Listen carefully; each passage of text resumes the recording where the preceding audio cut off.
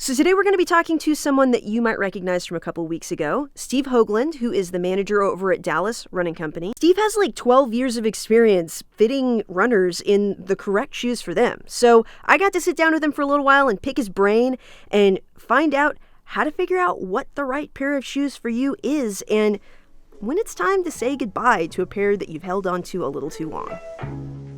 All right, so you're ready to pull the trigger and pick up a new pair. Let's talk about what that process looks like. Now, to get the ball rolling, I told Steve that I was looking for a pair of shoes to train in, because Lord knows I'm not racing this year. Stupid 2020. And that I probably wasn't going to be running any further than 10 miles max at any given time.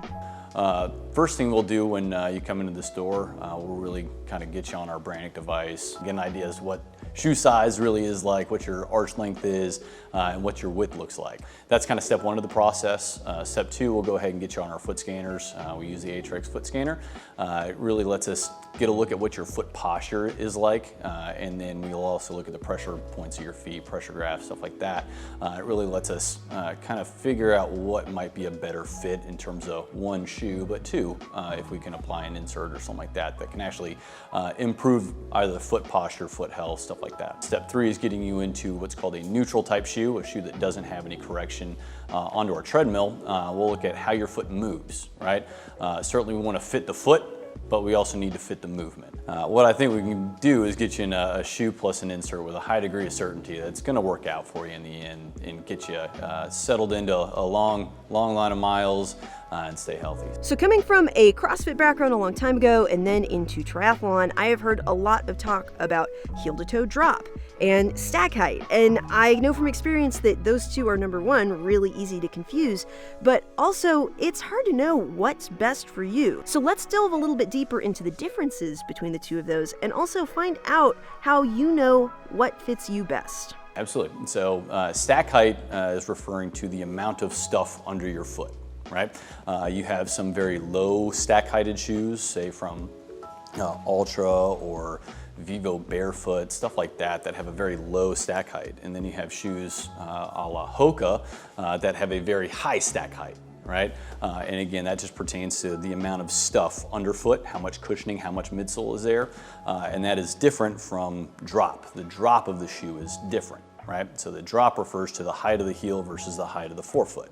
In some shoes, like Ultra, you sit completely level. It's a zero drop shoe. And then there are shoes that are a little bit more traditional that tend to keep about a 10 to 12 millimeter heel to toe offset or drop. Ultra, again, forefoot and heel sit on the same level, the same plane, so there's no difference in the amount of cushion that's underneath the forefoot versus the heel. And then the other fun thing here is difference in stack height.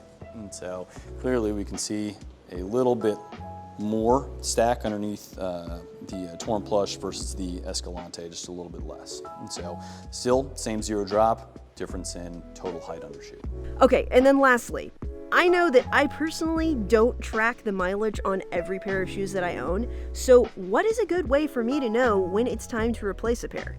So a couple things not to do. Don't turn your shoe over and look at the bottom of the shoe and try to read a wear pattern or something like that. The outsole of the shoe is meant to last a long time. The part that needs to be replaced is the midsole of the shoe. They're the springs to your mattress, and when those start getting worn down, they're not as springy as they used to be, right? They don't bounce back, they don't have that energy return anymore. You start seeing a lot of crease marks through the midsole. That's generally telling you, hey, this shoe's starting to wear out and you might need something a little different. Other way might be little aches and pains that weren't there before. Granted, that does not mean soreness, because if you're training, you should get sore. But pain, not a good thing, and that might be a reason to come in and get checked out. Now, when you say random foot pain, you're talking about like in the balls of your feet or maybe in your knees, right? Yeah, if you're looking at balls of your feet, your knees, ankle joints, stuff like that, you're just a little more stiff than you were before. Little things are kind of popping up that really weren't there. Maybe your hips, low back, stuff like that. It very well could be the cushion of the shoe that's starting to kind of run out, that, hey, you just need a little replacement, give you a little fresh start. We can make you much happier in your shoes and get you out for logging some good miles. I love that you said logging some good miles, because this is called logging miles. Is there? Oh, well, There you go. how about that? So now you have some things to keep in mind when you're on the market for your next pair of shoes. And if you're living in the DFW area, seriously head into Dallas or Fort Worth Running Company. They gave me the most in-depth fitting I have ever received, and I'm telling you, it's worth doing for the knowledge of your body alone. So if you have any questions for me or for Steve, send them right here. And if you haven't subscribed yet, just keep in mind that we put new content out every single Tuesday. So if you subscribe or follow, that's going to help keep you up to date. And I will see you next Tuesday. And you might remember him all kinds of things about how to find out what shoe is right for you. Shoe. The only complaint is that we have no bloopers, so. Shoot. I know, you did choose. I'm sure like some shoes could have fallen down or something like that, right?